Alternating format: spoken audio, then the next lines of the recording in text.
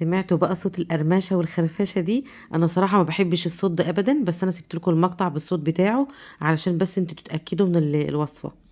النهاردة ان شاء الله كده هنعمل مع بعض قرنبيط كريسبي بدون بيض، بدون حليب، مش هيشرب معاكي زيت. الزيت كمان هيفضل نضيف معاكي من اول القلي لاخره. بجد لو جربتوا الطريقة بتاعتي دي مش هتبطلوا تعملوا الوصفة غير بالطريقة دي بس، وهتعتمدوها عندكم كمان. القرنبيطه دي يا بنات عندي في التلاجة بقالها تقريبا اكتر من 10 ايام. مغلفاها كده بالبلاستيك راب، مش بيحصل لها اي حاجه، بتفضل بوضعها اللي انت حطاها عليه. يعني لا بتدبل ولا بتسمر ولا بيحصل لها اي حاجه خالص، ميدان مش واصل لها هوا. تمام، طلعت كده القرنبيطه بتاعتي قطعتها لوردات كبيره. لازم تقطعها لوردات كبيره عشان ما تتريش منك في السلق.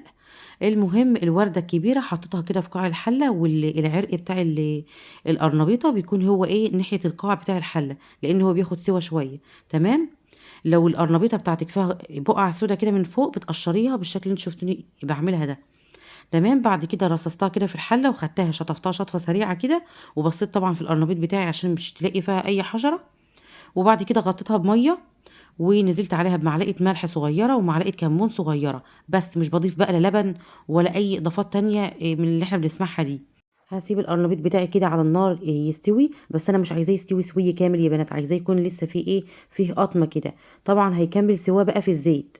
تمام، دلوقتي بقى هنجهز مع بعض الخليط السائل بتاع القرنبيط. بيكون عباره عن كوبايه دقيق، معلقتين كبار مليانين زي الهرم من النشا، معلقه صغيره من البيكنج باودر، ومعايا هنا معلقه صغيره من الشطه والفلفل الاسمر والكمون وبهار الفراخ. التكه بتاعت بهار الفراخ دي حلوه قوي، جربوها. والكركم او بابريكا، كركم او بابريكا. تمام. ضفتهم كده، وضفت كمان معلقه صغيره من الملح ومعلقه كده ايه من الثوم المفروم. طبعا لو عندك فلفل شطه اللي هو الفلفل الحر او الحلو، دقيه كده مع التوم برضو بيدي نكهه حلوه، بس انا ما كانش موجود عندي صراحه. ومعايا هنا كوبايه ميه، وبدات ان انا انزل بالميه واقلب تدريجي. تمام، انا هضيف كوبايه الميه عامه، لان انا عايزه قوام الخليط بتاعي يكون يعني مش خفيف قوي، انا عايزاه خفيف بس مش قوي. انت ممكن تضيفي كوبايه الميه كلها، ممكن كوبايه الا، ممكن كوبايه حسب نوع الدقيق بتاعك طبعا. المهم ان انت توصلي للقوام بتاع الخليط اللي انا بوريهولك دلوقتي ده. ده كده انا قللت السرعه بتاعت لقطه الفيديو دي عشان تشوفوا القوام يكون خفيف بالشكل ده كده، بس برضو مهوش قوي، مش خفيف قوي قوي يعني. تمام. طبعا انا بدوق دلوقتي الخليط عشان اظبط الملح بتاعي، طبعا ما فيش في بيض ولا اي حاجه يا بنات. نزلت كده بربع معلقه كده من الملح. وبعد كده دلوقتي هنزل بالخضره. الخضره بتاعتي بتبقى كزبره وشبت، انت ممكن تضيفي كزبره بس، ممكن شبت بس، براحتك خالص. زي ما انت عايزه، ممكن ما تضيفيش خالص.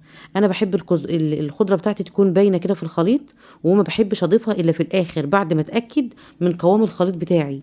وما تقلقوش طبعا الخضره مش هتخلي القرنبيط يشرب معانا زيت ولا اي حاجه خالص. تمام، دلوقتي بقى هنجهز مع بعض الخلطه الجافه، وهي بتكون عباره عن كوبايه دقيق، معلقتين كبار مليانين زي الهرم من النشا، وباقي الباكو بتاع البيكنج باودر او معلقه صغيره مليانه من البيكنج باودر، ونفس نفس البهارات، بس هزود طبعا الكركم شويه. تمام، يعني ربع معلقه كده إيه مليانه شويه. تمام. دلوقتي بقى كده القرنبيط استوى معايا اهو. حطيته كده في مصفى، وتحت منها كده طبق. شايفين بقى القرنبيط بتاعي السوا بتاعه لسه فيه قطمه يا بنات. طبعا لو كان هو مستوي سوي كامل كنت هتلاقي الحبايه كده ايه، الورده بتاعتها كده اتهرت منك كده، وقعت منك. لا انا مش عايزه كده، انا عايزه الحبايه تكون ماسكه نفسها، والعرق بتاع القرنبيط يكون فيه لسه قطمه كده، عشان طبعا باقي السوا بتاعه هيكملوا في الزيت. تمام. وبعد كده قطعت القرنبيط الحجم اللي انا عاوزاه، كل ما يكون حجم القرنبيطه معاكي صغير كل ما يكون احسن، هتلاقيها مقرمشه ومستويه معاكي من جوه، مش معجنه ولا اي حاجه خالص. عندي هنا بقى في بوله صغيره ضفت فيها كده ميه. الميه دي يا بنات هي السر ان الزيت هيفضل معاكي نظيف من اول القلي لاخر القلي. تمام. انا القرنبيط معايا كده جاهز اهو، الخلطه السايله جاهزه والخلطه الجافه جاهزه، والميه كمان جنب مني كده جاهزه. هاخد القرنبيط احطه في الخلطه السايله، بس طبعا قبل ما بتستخدميها لازم تقلبيها، لان الدقيق بيركن كده لتحت. فتقلبيها وتحطي فيها كده القرنبيط وتغلفيها كويس، وبعد كده تحطيه في الخلطه الجافه، ومن الخلطه الجافه للطبق. وطبعا مش ما ينفعش ان احنا نركن القرنبيط، لا لازم تغلفيه كده بالخلطه الجافه، وعلى الميه على الزيت على طول. ما ينفعش ان انت تركني يا بنات، تعملي تغلفيه كده بالكفر ده وتركنيه، ما ينفعش خالص. ماشي. بعد كده هاخد القرنبيط احطه في الميه وعلى الزيت على طول. هنا الزيت بتاعي انا بختبره هو سخن ولا لا. مجرد ما الحته اللي احنا حطيناها دي هتبتدي تلون، هنزل بقى بالقرنبيط بتاعي. خلاص كده الزيت سخن معايا حلو، يعني سخن كويس. نزلت كده بالقرنبيط، انزل بيه في الميه وبعد كده انزل بيه في الزيت.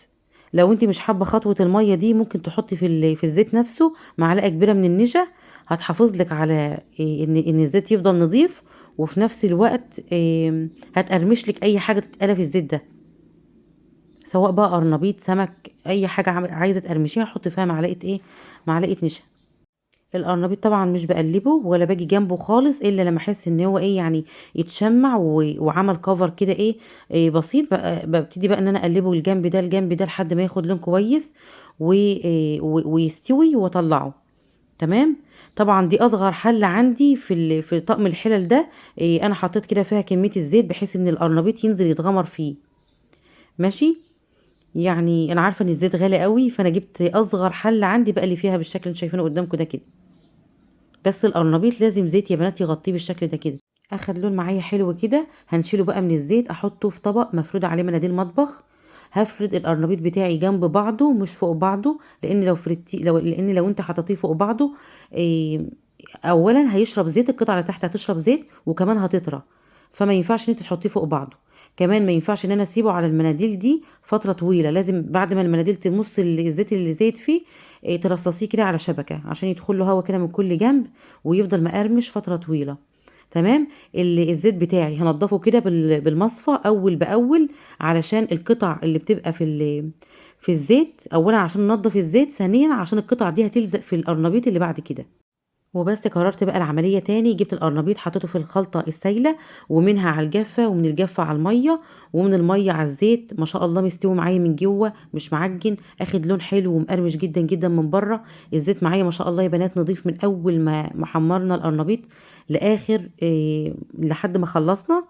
وكمان ما عملش معانا رغاوي، لو انتوا واخدين بالكم الزيت ما عملش رغاوي زي القرنبيط اللي احنا بنقلب بيض. ده بقى القرنبيط اللي قدامكم ده هو القطع او الهرد اللي بيطلع من القرنبيط. برضو عملته بنفس الطريقة وحمرته، والزيت برضو معايا نضيفه زي الفل.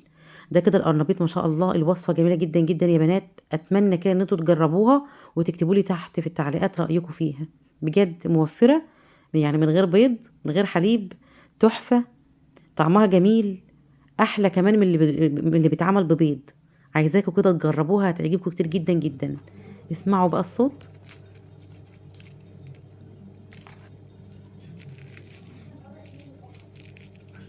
جميل قوي والله.